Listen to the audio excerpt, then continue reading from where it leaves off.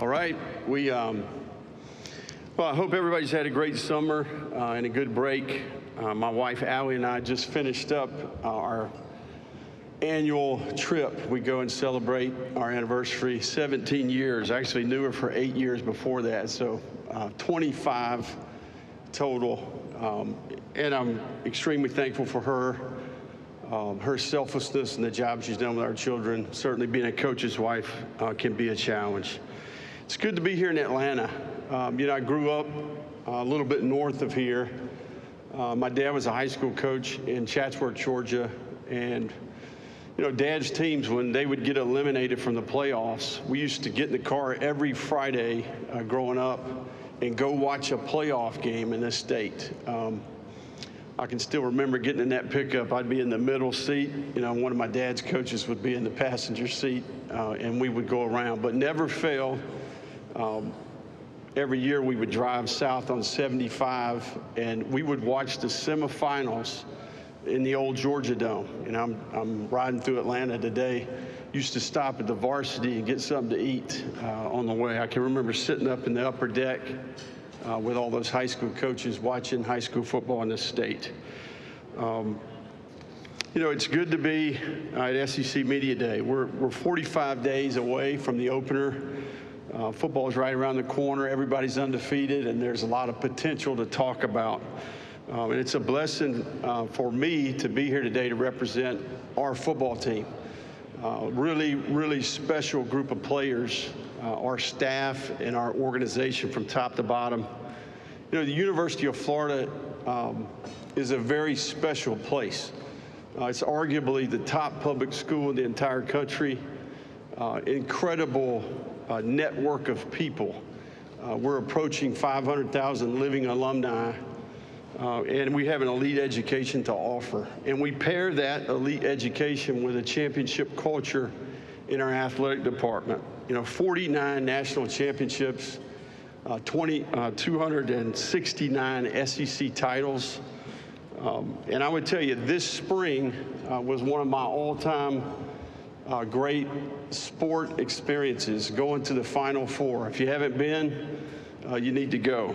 I had the privilege of taking my two sons to San Antonio to be in the Alamo Dome, to watch Coach Golden and his team compete and win the national championship, to just be a fan, to rub elbows with Gator Nation. Our fans, their passion is second to none. It was an incredible experience. You think about how this place has affected so many people, the tradition, the history. There's so much pride that comes with that. Whether you're alumni or you grew up a Gator, that's something I'll never forget. I'm extremely thankful for Scott Strickland, our athletic director. His leadership, his discernment. I think he's a forward thinker, and he's done a great job of providing a vision for our athletic department and putting our sports teams in position to win championships. How do you sum up the SEC? And I think for me, as a competitor, you want to play against the best, the very best. And there's an old saying, to be the best, you got to beat the best. And I think we get that opportunity competing in this league. I think about this league, I think about the history, the tradition, the venues, going on the road to play in this league, the rivalries, the great players and great coaches, the level of investment by the administrations, the depth that's required to play week in and week out in this league. I think the personnel is different in this league. I think there's diversity of scheme. And don't forget about the recruiting gauntlet that we go through in this league. This Netflix documentary is called Any Given Saturday for a reason, and you got to be ready to go every week. For the third straight year, it's the most watched conference in college football. 19 years in a row, the most draft picks in the NFL draft. This past draft had 79 draft picks, which shattered the record of 65, which was a previous record for the SEC. I think our league has great leadership. I'm very thankful for Greg Sankey. I can't compliment him enough what he's done for our league, but more importantly, the work that he's doing for college football. and really the game of football in general. I think he stepped up in a very pivotal moment for college athletics. And this is a tough job in a very demanding time. So I'm thankful for the job he's done. We also have a great group in Birmingham at the SEC office that contributes. There's a long list of folks behind the scenes. We're better because of their hard work, and I'm thankful for that. You know, I'm excited about the players that are here to represent our team today. Jake Slaughter is here. Jake is an All-American and an All-SEC player. He was voted team captain by his teammates last year, and he very much lives it out. You know, he's a guy that sets the tone every day. He's a pace setter, and he's a great football player, but he's an even better person and leader. He's got his degree in agricultural education and communication. He's an SEC honor roll member every year. Defensive lineman Caleb Banks is here from Detroit, Michigan. I would say he's one of the best defensive linemen in the country. Really played dynamic football down the stretch for us at the end of the year. He's getting a degree in education sciences in December, and he's on a mission. He came back, and he's primed for a big-time year. DJ Lagway is here, our quarterback from Willis, Texas. Obviously, DJ, it's well documented the job that he did last year, becoming our quarterback midway through the season. I was most impressed with how he handled that. The type of teammate that he was, the humility, the character, and the guy was phenomenal on game day. He's just a great competitor. He showed a ton of grit and toughness, played through some injuries, and obviously I thought he grew as a leader every week as he continued to get better. And I think year 2 for him has got a chance to be really special. You know, his degree will be in education sciences. One of the great things about this 2025 team that we have is we have a lot of football players that have leadership traits. We got some guys that have been through some battles. They have experience. It was tough to pick 3 guys to be here today. We got a lot of guys that are deserving. And I really believe that's the most crucial ingredient when you start talking about having a great team, the character of the players that are leading the team. And I think we have that with this group. You know, this group believes in what we do. I think that's where we really took a big step in the right direction last year, is we found a level of confidence that we could go toe-to-toe with any team in the country, any place, any time. You know, you spot the ball last year. At the end of the year, you know, you could argue we were playing as good a football as anybody in the country. And I think that that's a result of our development process. Our development process is working. It's working for the players as people, students, and football players. The organization as a whole is executing as well as it's been executing since I've been the head coach. You know, we're healthy on the inside. We've got great leadership in every part of the organization. I'm really proud of the work that I see every day. The bottom line is we're seeing our people get better. And I think there's something to backing that up. You know, we have 12 guys that are reporting from training camp from last year's senior class. The discipline and accountability for this group is at an all-time high. We had 80 players on the SEC honor roll last fall, and that's a Florida record, but that's an SEC record in the history of this league playing football, 80 guys. We had a 3.48 team GPA this past spring, which is another record for Florida football, and that's a result of the ownership of the players. I think they're driving this. And I'm going to tell you, one of the things I'm most proud of is the player development space. We are dominating in that space. The Gator Made program is second to none. I think the experiences that we're offering the players, the resources that are available, they're on another level. You know, there's a little something different in the air right now in Gainesville. Everywhere I go, I hear the Gator boys stay hot. And, you know, to me, how do we keep that momentum? And I think we do that by keeping the main thing the main thing. You know, this is a challenge that's worth pursuing, and there's no other group that I would want to do it with. You know, I get excited when I go in that building and I observe our team and our staff work. You know, this 25 group is a new team. You know, there's new roles, there's a new set of challenges, and I think it's important that we stay the course. We need to continue to teach values. We need to continue to prioritize education, and we've got to teach football at a high level. You know, we're going to be values-based. We're going to be purpose-driven. You know, I believe we have enough talent. You know, I think this team is going to be all about doing the things that require no talent, and we have to stay consumed with improvement. We got to keep getting better. You know, we plan our work and then we work our plan. You know, it's not about yesterday, it's not about tomorrow, it's about today, and we got to follow through. I respect this group and their commitment. They take action every day. They continue to stack days.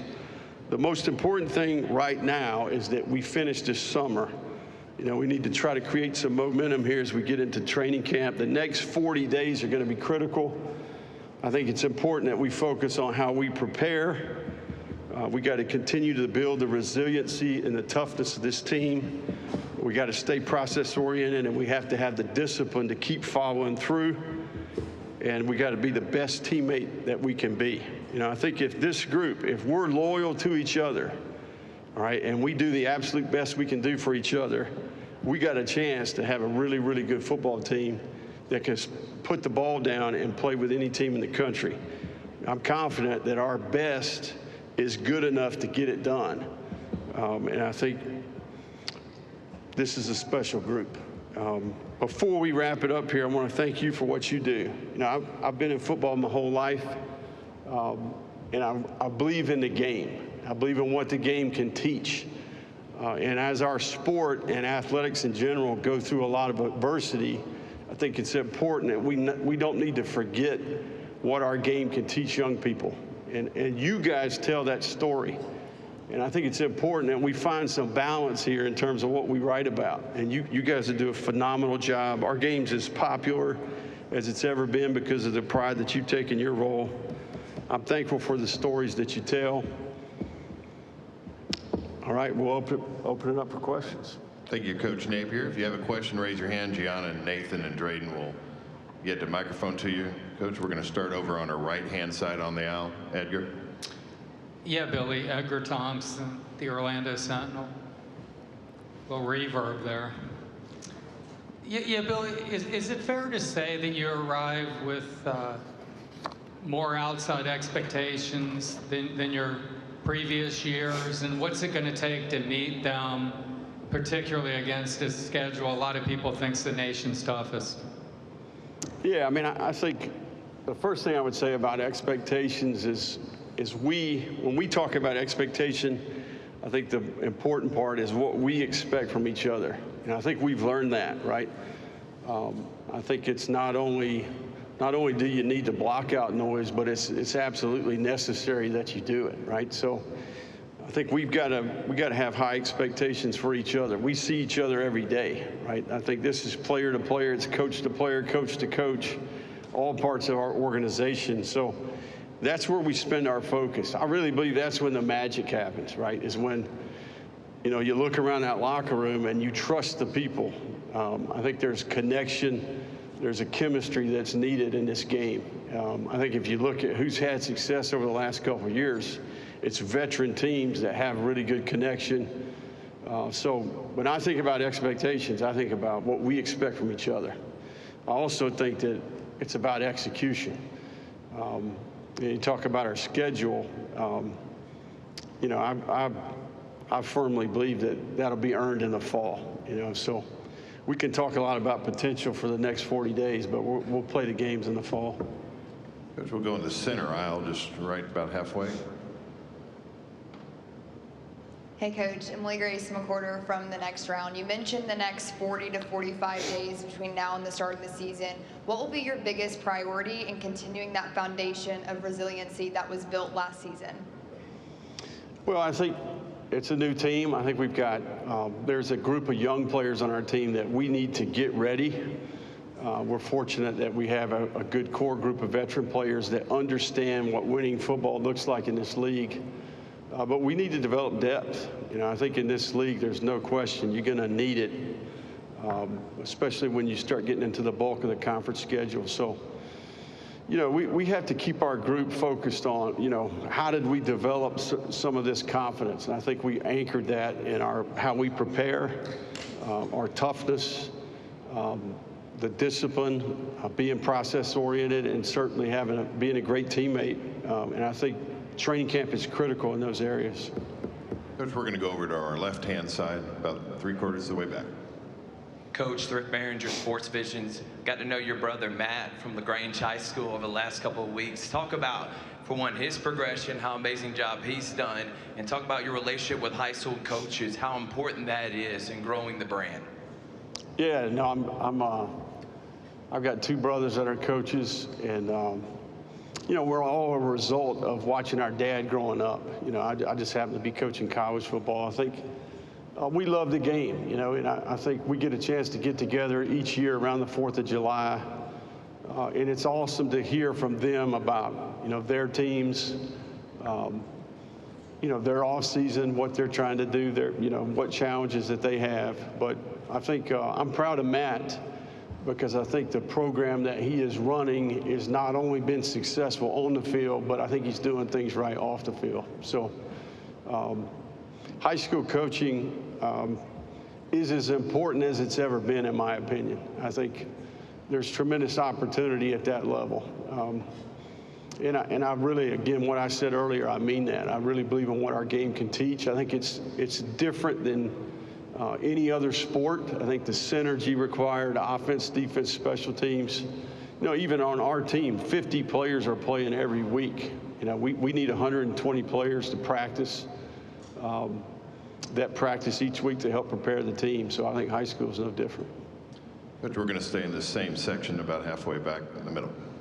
Hey, Billy, Alex Miller from the Bryan College Station Eagle. Wanted to ask if you could take me back to the final days of DJ's recruitment, and especially with other schools trying to make a late push like A&M.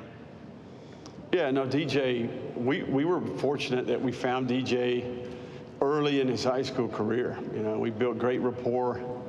DJ stayed the course, you know, and I think one of the things that's unique about our team is that we recruited each one of these groups with the mantra of kind of like, you have to be up for the challenge, right, in terms of what we're trying to take on here. So DJ was no different in that regard, and I think his mentality towards recruitment, the consistency in his attitude and approach, he never wavered.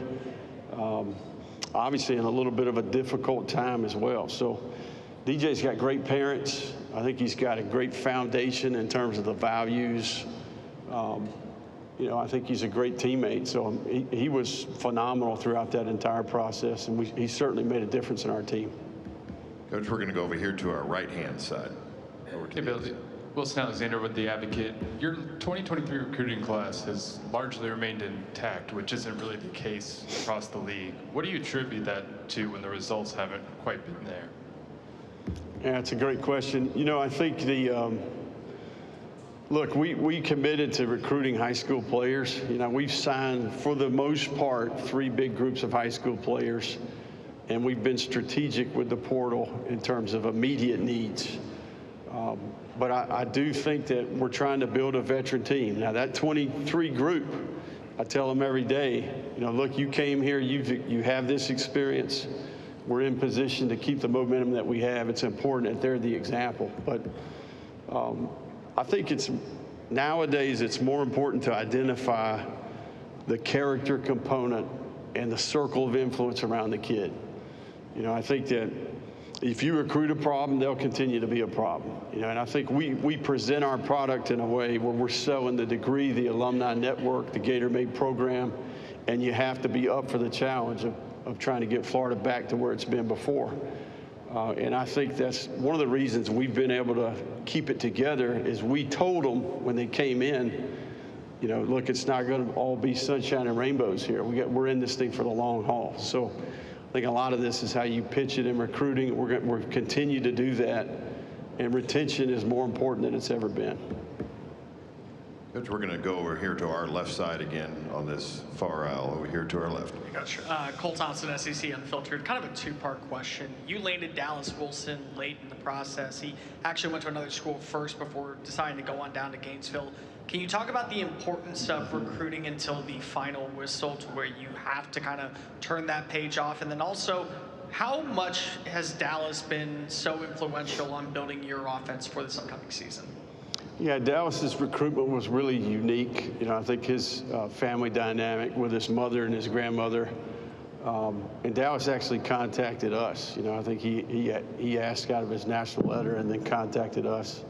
We recruited Dallas the entire, you know, ever since we knew he was a really good player. But look, Dallas is going to make our team better. I think what I really appreciate about Dallas is this spring, his work ethic, his work capacity, his toughness, the way he competes in practice, his practice habits.